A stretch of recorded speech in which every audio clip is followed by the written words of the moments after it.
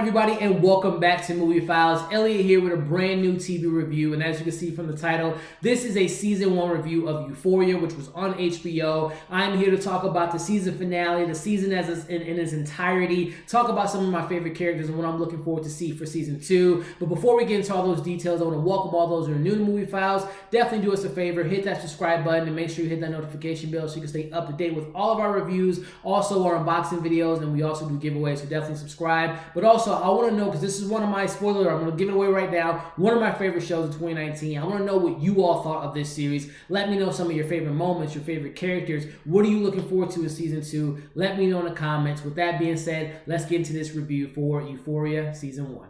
Alright, so this is I'm going to touch on a little bit of everything in this review. So it's going to be a little bit all over the place, but structured at the same time. I want to start off with talking about the series finale, I should say season finale that we got this past Sunday. I really enjoyed it. There were some moments that brought me to, not tears per se, but just emotional moments, some great lines that we got from characters, some great performances. That last little 5-10 minute bit that we got at the end might have not have been my favorite, even though I know in this series we broke the fourth wall several times in the season and we went off the rails at moments, but that little dance sequence and sing-along thing really didn't land well with me. It was just kind of not off-putting, but just like I just wanted to know more of the stories to get more of a closure for some of my characters. I know we're getting season 2 in less than a year, but I just didn't like that last little ending of the show per se, and also I wanted a little bit more tie-ups, but again, I know season 2 is going to be right around the corner. But let's talk a little bit more about the finale. Again, we get some reveals, some moments that we saw off screen that we're going to see how it plays out in season 2, meaning the relationships that ended off screen. We didn't see what McKay and Cassie, how they ended up. Obviously we know that Cassie had to, she made the decision to do the abortion, which was a very sad and emotional moment. Her skating scene, I kind of get what they were going for, but again, kind of similar to the ending with the dance sequence. I don't know if they could have maybe did something else differently, but that's neither here nor there. But we see McKay and Cassie have officially broken up off screen. We got a new relationship in the finale. We see that Kat and Ethan are finally a couple, and I love that line. It kind of reminded me of a line you'll see in like The Notebook or something when Ethan tells Kat that, things are probably not going to work out, but I'm going to try to do my best. I'm paraphrasing what he says, but I'm trying to do my best to make sure that I'm the one that ends up hurt at the end, which I thought was a really nice line. So we got to see how their relationship's going to kind of manifest and where things are going to go for them in season 2.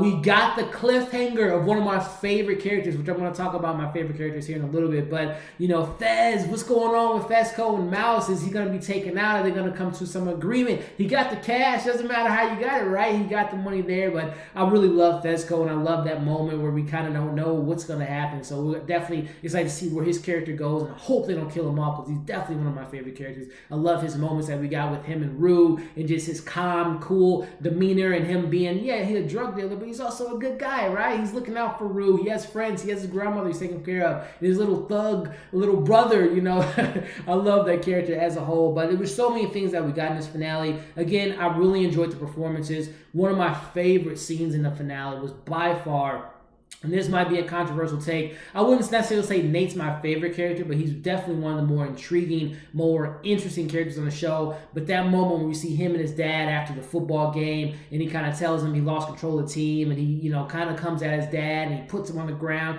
Morgan thought that was he gonna do, like, rape his son or take advantage of him, but we saw it was just a matter of just how they communicate, which is toxic, which is just not healthy for that Nate and that family, and just that the family dynamic is very off-putting and very strange. I wonder if we're going to get more of Nate's older brother or, in season 2, but just the dynamic between Cal and all his dark demons and how he portrays himself in the town and how he kind of puts himself out there, and his son obviously knows what he does with all this just disturbing stuff that we got with season 1 and Cal. But that moment where he's on the ground, he's just beating his head on the ground and screaming, I thought that was one of the best scenes in the season so far. I'm really excited to see what Nate was just one of those, like, you love to hate the character. It reminded me of, thinking of an HBO show of Game of Thrones, of a Joffrey, or a Cersei, where again you hate these characters, but they're played so beautifully by these actors. And I thought Nate was just one of the most complex, more interesting characters. He was quote unquote the villain of the entire season,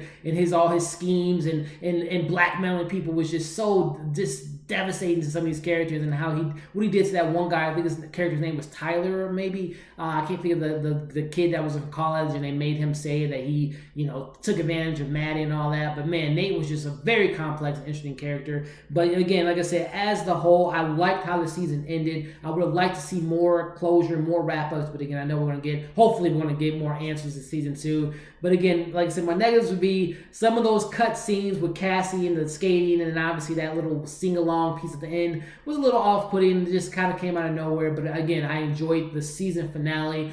But as a whole, the other 7 episodes and just reviewing the entire season, one of my favorite shows on television this year. By far, I was on board. Episode 1, I loved all the trailers. When I saw the director of Assassination Nation was a part of it, which was a very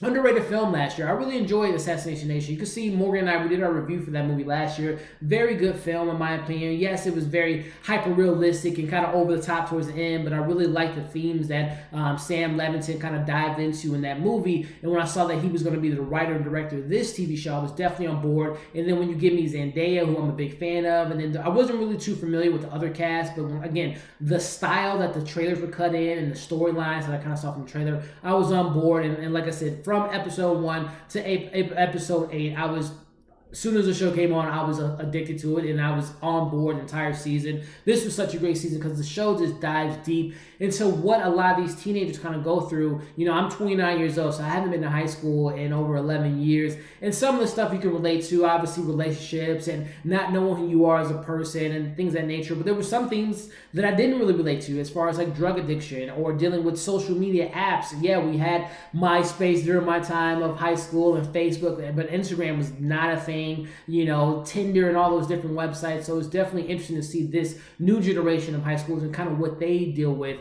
And this show did not hold back. I know some people were very off-put or kind of disturbed, which this show is very disturbing. I'm not saying I wasn't disturbed, but I'm kind of, again, knowing the director in Assassination Nation, I kind of knew what we were going to get into with this TV show. And again, they did not hold any punches. This show was rated X. This show did not, I don't want to say didn't care, but they're just showing you the dark side of people growing and people finding out their sexuality, dealing with drugs, dealing with just things that are just unheard of. And again, I thought this show really kind of put a microscope on, again, a lot of these teenagers' lives and kind of their parents and how you're being raised and who raises you and how expectations of parents, McKay's story and Nate's story and, Kat. I really love Kat's character because, again, yes, she's a plus-size model outside of this show, but I love that the show really didn't necessarily make her weight be a defining characteristic of her.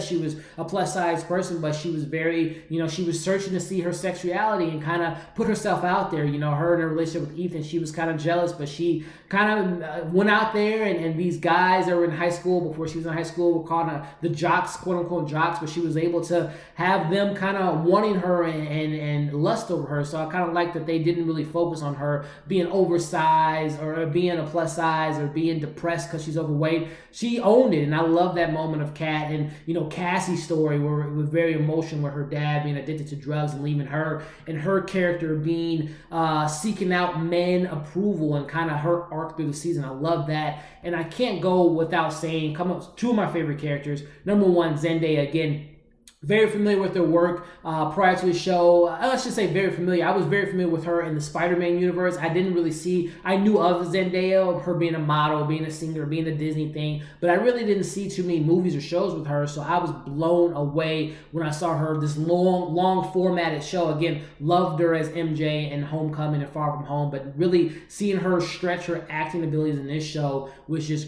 great, phenomenal. I hope she gets nominated for an ESPY because she is just an ESPY.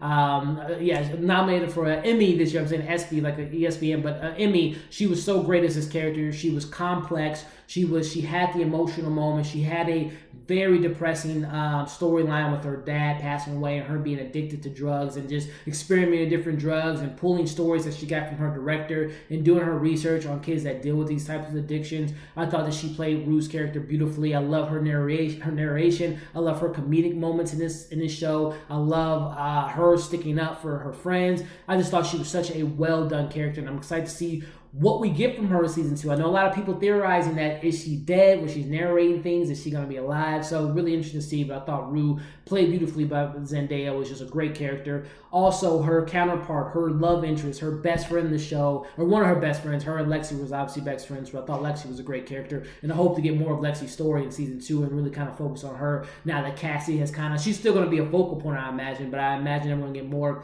of her sister, Lexi's character. But Jules, played by Hunter, a new actress in my eyes. I've never seen her anything, and I've seen interviews of her like on Jimmy Fallon and things like that. And I believe this is her big breakout role. And no one could have played Jules as well as Hunter did. And I'm very, very interested to see where her character lands in season 2. Love the chemistry that she had between her and Rue, and the tragedy and the toxic relationship. And you want them to be together, but they're not maybe meant to be together because Jules is kind of dealing with a lot. Obviously the loss of her mom, or not necessarily loss of her mom, but we'll probably get more of that in season 2 to see where her mom is, but dealing with the things of her mom leaving her and going with the stuff that she's going with Nate. I mean, again, just a phenomenal character, and I loved her. And again, I can go on and on about these characters. Again, I talked about Nate, I talked about Fez, Manny. Oh my goodness, Mandy was just such a great character. Her on again, off again relationship with